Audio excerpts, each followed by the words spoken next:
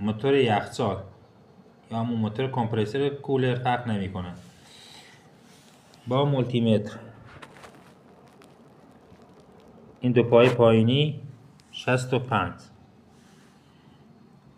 دو پای سمت چپ 53،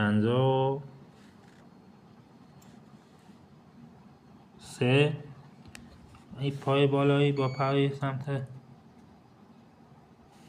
راست این هم 13.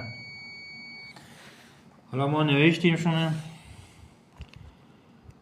این 50 واسه این دو پای، این دو پای 13، این دو پای پایینی 65. این دو پای وقتی 53 نسبت به این متوجه میشیم که این استارته، این قسمت استارته.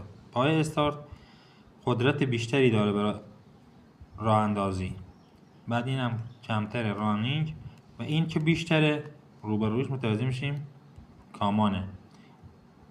این متوجه میشیم که